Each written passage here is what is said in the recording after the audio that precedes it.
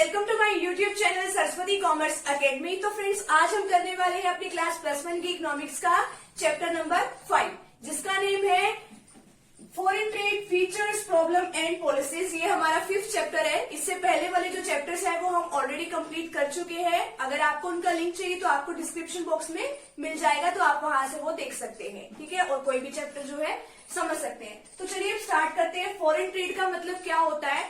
Foreign trade का मतलब ये होता है कि जब एक कंट्री किसी दूसरी कंट्री के साथ, ठीक है, एक कंट्री दूसरी कंट्री के साथ या और भी काफी सारी कंट्रीज के साथ इंपोर्ट करती है या एक्सपोर्ट करती है, ठीक है। इंपोर्ट और एक्सपोर्ट का मतलब क्या होता है? इंपोर्ट का मतलब होता है किसी दूसरी कंट्री से सामान मंगवाना, और एक्सपोर्ट का मतलब होता है कि अपनी कंट्री से जो आपके पास सामान अवेलेबल है वो आप दूसरी कंट्री को पहुंचाते हो, ठीक है। तो अगर आप इस तरीके का कोई भी ट्रांजैक्शन करते हो, आप अपने देश से दूसरे देश में सामान मंगवा रहे हो या फिर अपने देश से दूसरे देश को सामान भेज रहे हो, तो इस तरीके की ट्रेडिंग को क्या कहते हैं हम? Foreign trade. अब ये जो फॉरेन ट्रेड है वो बहुत ही पुराने टाइम से चला आ रहा है। ये इंडिपेंडेंस से पहले के टाइम में भी पॉपुलर था।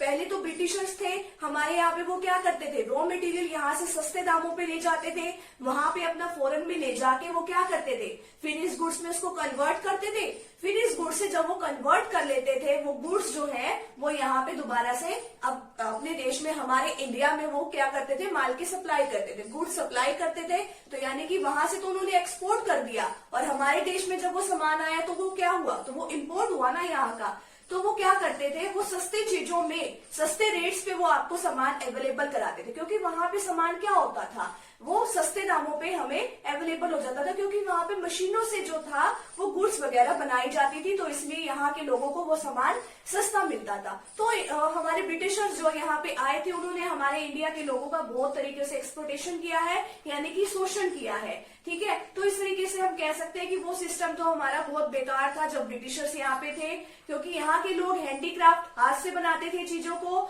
और हाथ से बनाई हुई जो चीजें थी वो महंगी पड़ती थी, तो इसलिए लोग क्या करते थे, ब्रिटिशर्स वाला सामान जो था वो खरीद लेते थे। ये तो रही ब्रिटिशर्स के टाइम की बात कि पुराने टाइम में इंडिपेंडेंस के टाइम से क्या सिचुएशन थी।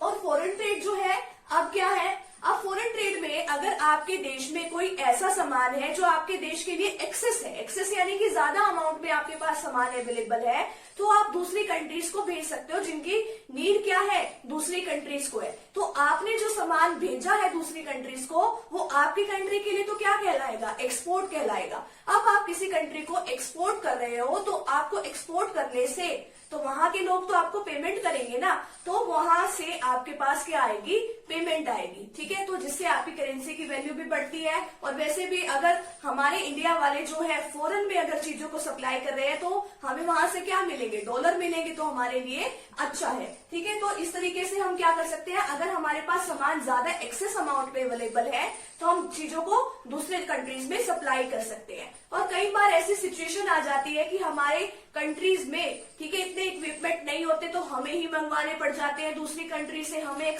इंपोर्ट करना पड़ता है दूसरी कंट्री से, या कई बार नेचुरल डिजास्टर्स ऐसे हो जाते हैं तो हमें दूसरी कंट्री से सामान मंगवाना पड़ता है। तो काफी सारी सिचुएशन है कि जहां पे हमें फॉरेन ट्रेड की जरूरत होती है। तो अब आगे इसके मेन फीचर्स क्या है इसकी फॉरेन ट्रेड की, और यहाँ पे देखो मैंने एक डेफिनेशन भी लिख रखी है, covers all export and import. ये सारे एक्सपोर्ट और इम्पोर्ट को कवर करता है। आगे मेन फीचर्स क्या है फॉरेन ट्रेड की, increasing share of gross national income. अब ये ग्रॉस नेशनल इनकम को बढ़ावा देती है। अब देखो, इंपोर्ट और एक्सपोर्ट से हमारे देश की जो GNI है उसका रेट जो है 1950 से 1951 तक, ये क्या था, पूरी ग्रॉस नेशनल इनकम का 12% इसका कॉन्ट्रीब्यूशन था, ठीक है। यानी कि फॉरेन ट्रेड से हमें इतनी इनकम जनरेट हो रही थी, और 2015-16 का हमारे पास डाटा अवेलेबल है ग्रॉस नेशनल इनकम का, उसमें 55.4% इसका कंट्रीब्यूशन था, यानी कि इतनी इनकम हमें इंपोर्ट और एक्सपोर्ट से मिलती है। अब आगे ओशनिक ट्रेड। अब इसकी सेकंड फीचर है ओशनिक ट्रेड। ओशनिक ट्रेड का मतलब क्या है कि जो ये हम दूसरे देशों को सामान भेजते हैं वो किसके थ्रू भेजा जाता है, वो समुद्री रास्तों के द्वारा भेजा जाता है। अब जो हमारे वैसे तो नेबरिंग स्टेट्स काफी सारे हैं, श्रीलंका है, पाकिस्तान है, म्यांमार है, तो बहुत सारे हैं, लेकिन हम क्या करते हैं, अपना सामान ओशनिक ट्रेड की हेल्प से भेजते हैं, यानी कि समुद्री रास्तों से हम अपना सामान भेजते हैं। अप्रोक्स 68% जो है फॉरेन ट्रेड वो समुद्री रास्तों से ही होता है। अब आगे डिपेंडेंस ओनली फ्यू पोर्ट्स।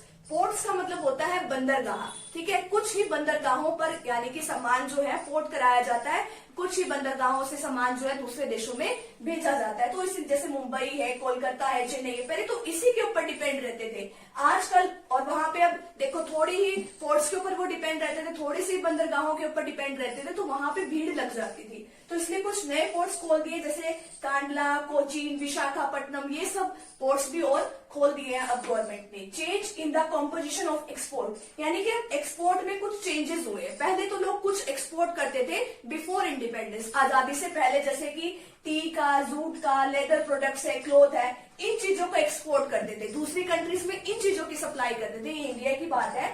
और लेकिन इंडिपेंडेंस के बाद अब इंडिया जो है वो ज्वेलरी का, इलेक्ट्रॉनिक प्रोडक्ट्स का, कंप्यूटर हार्डवेयर का, तो इन चीजों की भी सप्लाई जो है दूसरे देशों में करने लग गई है। इसी तरीके से change in the composition of imports, imports में भी चेंज आ गया है। पहले आजादी से पहले मेडिसिन भेजी जाती थी, आयरन एंड स्टील मंगवाई जाती थी। इंपोर्ट का मतलब अपने देश में मंगवाना, तो दूसरे देशों से ये वाली चीजें मंगवाई जाती थी। लेकिन इंडिपेंडेंस के बाद पेट्रोलियम, फर्टिलाइजर्स, एडिबल ऑयल, खाने का तेल वगैरह जो है वो सब सामान जो है दूसरे देशों से मंगवाया जाता है। नेक्स्ट है state control on foreign trade. अब आगे गवर्नमेंट ने कुछ स्टेट कंट्रोल लगा दिए हैं फॉरेन ट्रेड के ऊपर कि वो इंपोर्ट तो क्या करे, कम करे, जितना हो सके अपने देश में सामान बना ले वो, और एक्सपोर्ट क्या करे, अपने देशों से दूसरे देशों में सामान क्या करे, वो ज्यादा से ज्यादा एक्सपोर्ट करे, ज्यादा से ज्यादा वो सामान भेजे। अब देखो न्यू इंस्टीट्यूशन एस्टेब्लिश किए गए हैं इसके लिए, स्टेट कंट्रोल के लिए, export promotion council, export credit and guarantee corporation.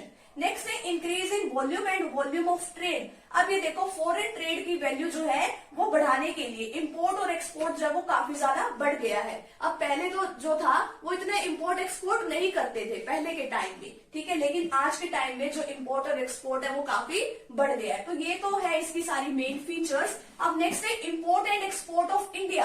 कितना इंपोर्ट और एक्सपोर्ट जो है इंडिया के थ्रू किया जाता है, अप्रोक्स 7,500 गुड्स का इंपोर्ट और एक्सपोर्ट इंडिया जो है करती है, ठीक है। मेन इंपोर्ट क्या क्या, इंपोर्ट क्या क्या सामान दूसरे देशों से मंगवाया जाता है। एक तो मशीनरी मंगवाई जाती है यूएसए से, इंग्लैंड से, जापान से, बहुत अमाउंट जो है, कितने करोड़ों रुपए की मशीनरी जो है बाहर से मंगवाई जाती है दूसरे देशों से। नेक्स्ट है आयरन एंड स्टील। अभी भी आयरन एंड स्टील में अपने देशवासी जो है इतने वो सेल्फ डिपेंडेंट नहीं हुए कि अपने देश में प्रोडक्शन करें उसका, वो भी बाहर से मंगवाते हैं, जर्मन, यूएसए, इंग्लैंड से।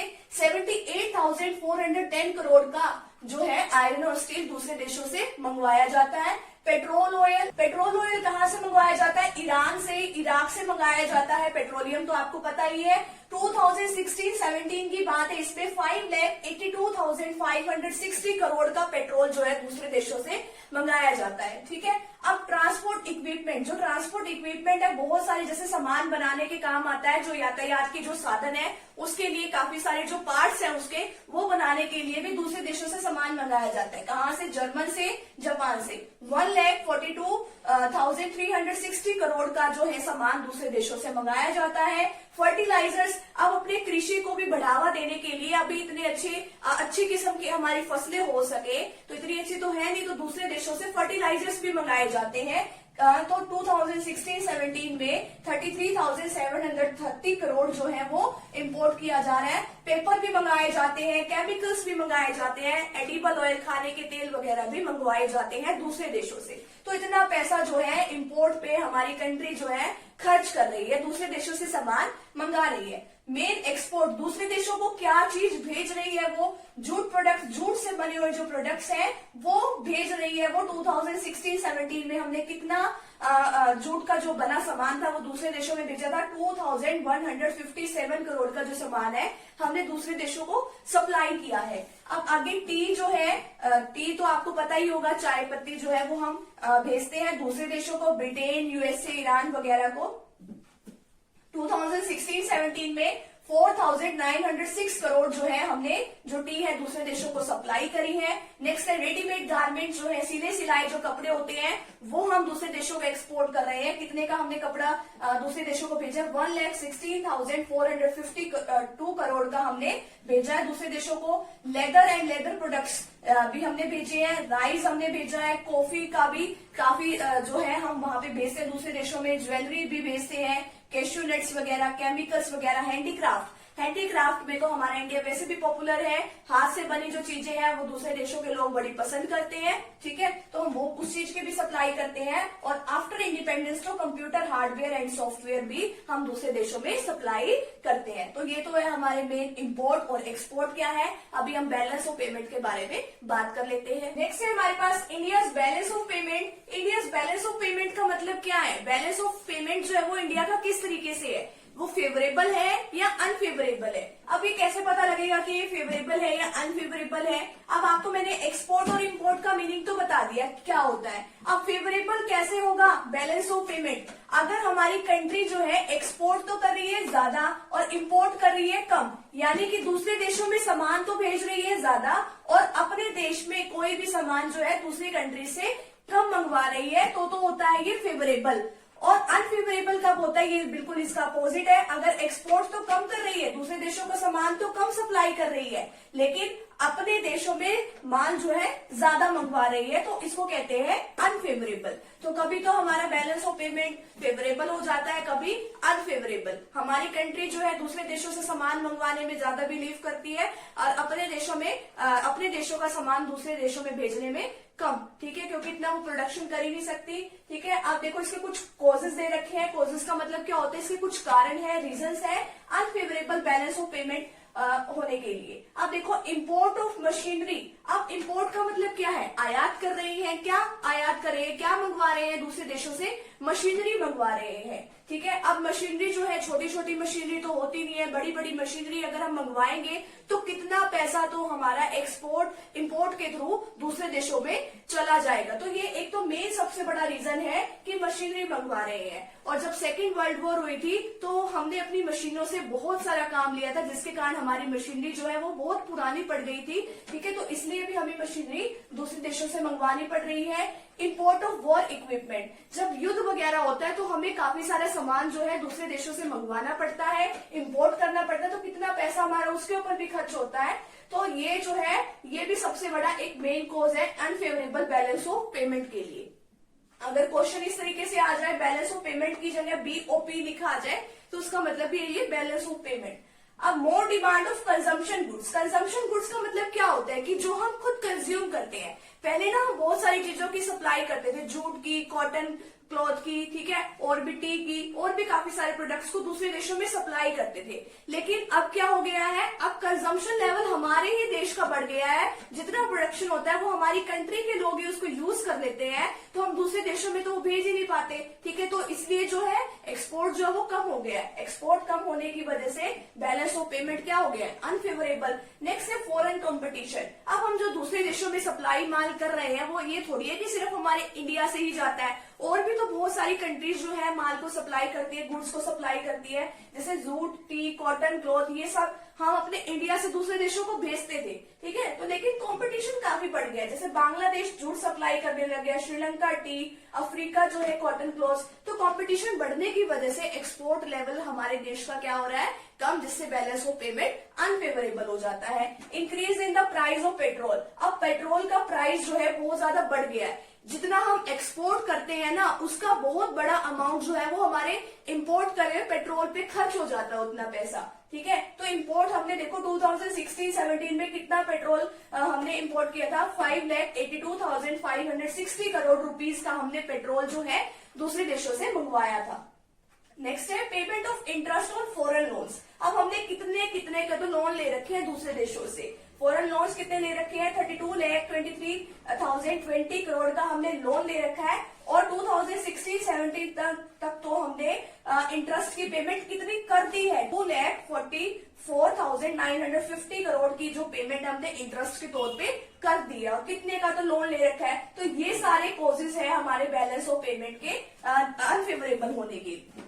अब नेक्स्ट है पॉलिसीज। क्या क्या हम मेजरमेंट उठा सकते हैं, क्या क्या स्टेप्स उठा सकते हैं कि हमारा जो बैलेंस ऑफ पेमेंट है वो सही हो जाए। हम क्या कर सकते हैं, प्रमोशन ऑफ एक्सपोर्ट्स। एक्सपोर्ट्स यानी कि हम उसको बढ़ावा दे सकते हैं कि हमें अपनी कंट्री से ज्यादा क्या करना चाहिए, एक्सपोर्ट करना चाहिए। तो एक्सपोर्ट को बढ़ावा देने के लिए एक तो हमें गुड्स बनानी पड़ेगी। अब गुड्स को दूसरे देशों में जो भेजना पड़ रहा है उसके ऊपर से सारे टैक्सेस हमें हटा देने चाहिए, ताकि जो लोग हैं चिंता फ्री होके, टेंशन फ्री होके बिल्कुल वो क्या कर सके, अपने टैक्स को, भाई हमारे ऊपर टैक्स तो लगेगा नहीं, दूसरे देशों में सामान इजीली सप्लाई कर सके।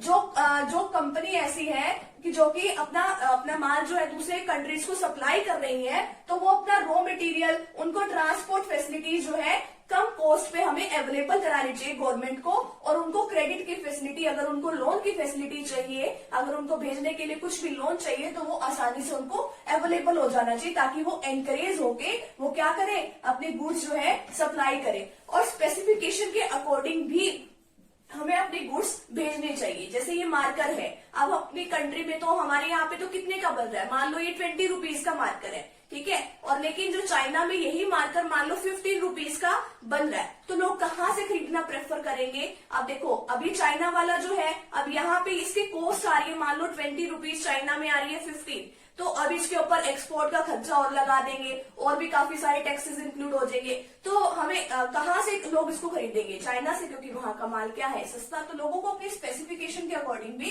सामान जो है एक्सपोर्ट करना चाहिए। इंक्रीज इन प्रोडक्शन, हमें अपना प्रोडक्शन जो है वो इंक्रीज करना चाहिए। क्यों इंक्रीज करना चाहिए, जैसे यहाँ पे ये पॉइंट आया था कि डिमांड इतनी बढ़ गई थी कंजम्पशन गुड्स की, अपने ही देश का ही नहीं पूरा हो रहा था, तो इसलिए हमें अपना प्रोडक्शन ज्यादा से ज्यादा करना चाहिए, ताकि अपनी कंट्री के लिए भी हम उसको यूज कर सके, और अपना जो बाकी का जो सामान बच जाए, जूट है, कॉटन क्लॉथ है, जो भी हम सप्लाई कर सकते हैं दूसरी कंट्रीज को, वो हम सप्लाई कर सके।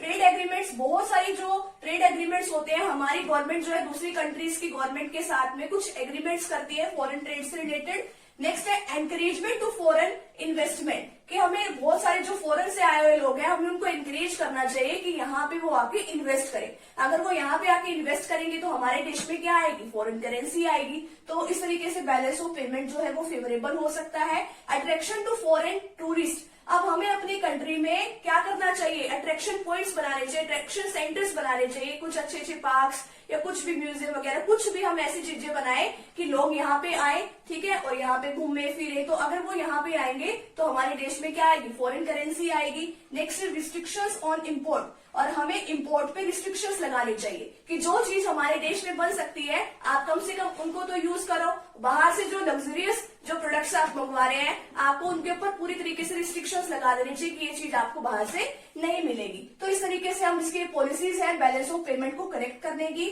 और एक्सपोर्ट की हमें प्रमोशन करनी चाहिए, एक्सपोर्ट को बढ़ावा देना चाहिए। किस तरीके से दे सकते हैं, इसमें यही पॉइंट आ गया, इंक्रीज इन प्रोडक्शन। ये तो बताने की जरूरत ही नहीं है कि हाँ भी प्रोडक्शन ज्यादा से ज्यादा करना चाहिए, ठीक है, जो फालतू है वो हम दूसरे देशों में सप्लाई कर सकते हैं। ट्रेड एग्रीमेंट्स वगैरह जो यहाँ पे आ गया है कि गवर्नमेंट जो ट्रेड एग्रीमेंट्स करती है, गैट एग्रीमेंट्स करती है, आगे आपकी बड़ी क्लासेस में और भी आ जाएगा, गैट का पूरा चैप्टर आ जाएगा, GATT, ठीक है। नेक्स्ट है institution for export promotion. Institution for export promotion में यानी कि काफी सारे इंस्टीट्यूशंस बना रखे हैं कि जो कि एक्सपोर्ट को बढ़ावा देते हैं। ट्रेनिंग इन फॉरेन ट्रेड, की किस तरीके से फॉरेन ट्रेड किया जा सकता है, लोगों को वो भी ट्रेनिंग दी जानी चाहिए। अब इस चैप्टर का बिल्कुल लास्ट टॉपिक रह गया है इंपोर्ट सब्स्टिट्यूशन। इंपोर्ट सब्स्टिट्यूशन का मतलब क्या होता है, इंपोर्ट सब्स्टिट्यूशन का मतलब ये है कि हम अपने ही देश में बनाई गई चीजों को यूज करें, दूसरे देश से जो हम प्रोडक्ट मंगा रहे हैं हम उसको ना मंगवाएं। क्यों ना मंगवाएं, क्योंकि जो हमारी डोमेस्टिक इंडस्ट्रीज है नुकसान तो उन्हीं को होगा ना। क्यों होगा, एक तो हम बाहर से सामान मंगवा रहे हैं, अपने देश में जो गुड्स बन रही है इतनी कॉस्ट लगाई है उन्होंने, उसका हम कुछ कर ही नहीं रहे, बाहर से एक्स्ट्रा हम सामान मंगवा रहे हैं। फायदा बाहर वालों को होगा और नुकसान किसको होगा, हमारी डोमेस्टिक इंडस्ट्रीज हैं जो उनको होगा, ठीक है। तो इसीलिए हमें ऐसे गुड्स को यूज करना चाहिए कि जो हमारे ही देश में बन रही हैं, और इसीलिए गवर्नमेंट ने भी कुछ इसके लिए स्टेप्स वगैरह उठाए हैं। तो how to government protected domestic industries, किस तरीके से गवर्नमेंट जो है प्रोटेक्ट कर सकती है हमारी गवर्नमेंट डोमेस्टिक इंडस्ट्रीज को। एक तो उसके ऊपर जो हम बाहर से जितना भी सामान वगैरह मंगवा रहे हैं उसके ऊपर टैरिफ लगाकर, टैरिफ का मतलब कि अपने कुछ टैक्सेस वगैरह हम लगा सकते हैं।